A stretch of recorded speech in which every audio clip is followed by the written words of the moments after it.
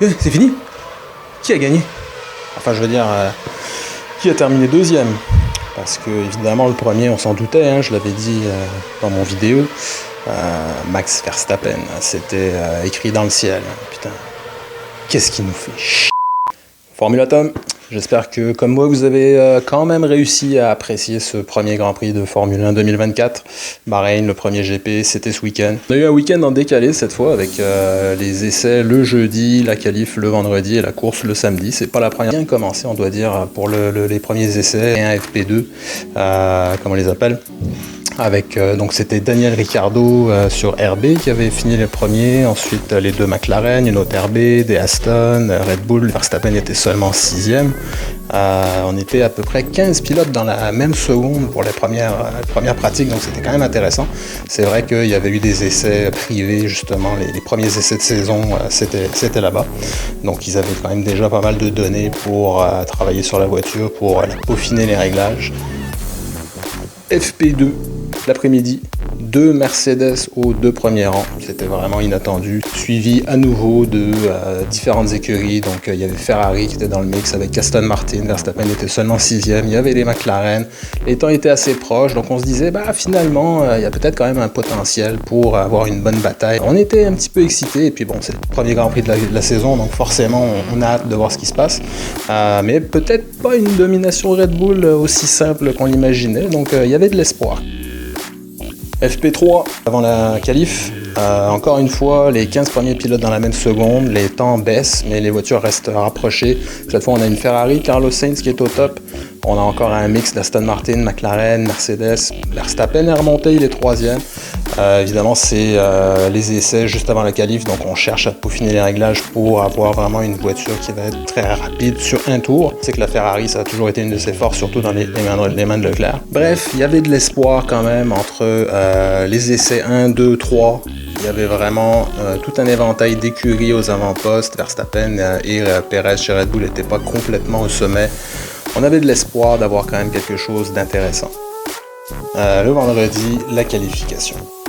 Premier truc, Max Verstappen, samedi matin, donc avec ce week-end en décalé, ce moment tant attendu, la course qui démarre, donc les feux s'éteignent, on est impatient, on espère avoir une bataille. Verstappen et Leclerc sont côte à côte, Leclerc essaye un petit peu à l'extérieur, mais non, c'est un petit peu trop risqué, surtout pour un premier Grand Prix, on est un peu rouillé, on veut pas prendre de risques, donc ça continue comme ça, Verstappen finit devant, et ça continue comme ça, tour 1, tour 2, tour 5, tour 10, tour 25, tout le monde s'arrête au puits et Verstappen continue avec ses pneus tendres. Il part tranquillement, il continue, il roule, il enchaîne les tours.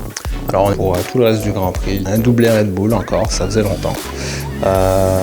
Certes, c'était un petit peu plus proche. Les pilotes, lorsqu'ils arrivent après la course au parc fermé, on a toujours tous les mécaniciens, les ingénieurs, directeurs d'écurie qui arrivent sur le côté, sur le muret des stands, et puis qui viennent pour acclamer leurs pilotes, pour serrer la main, pour prendre des photos, pour qu'ils sont prêts pour célébrer en fait.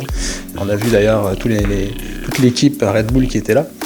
Et on voit ce pauvre Carlos Sainz, donc on sait que c'est sa dernière saison chez Ferrari, il va être remplacé l'année prochaine par Hamilton.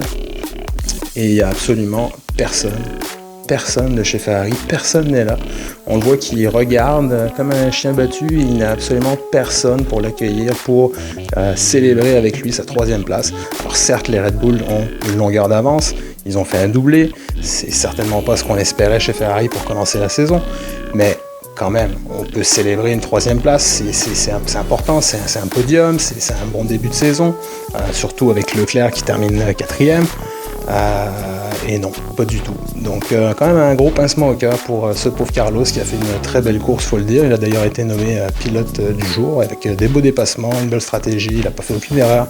On sent que Leclerc par contre a eu un petit peu plus de difficultés. Pour conclure, un Grand Prix somme toute assez décevant, je dois dire. On s'attendait à plus.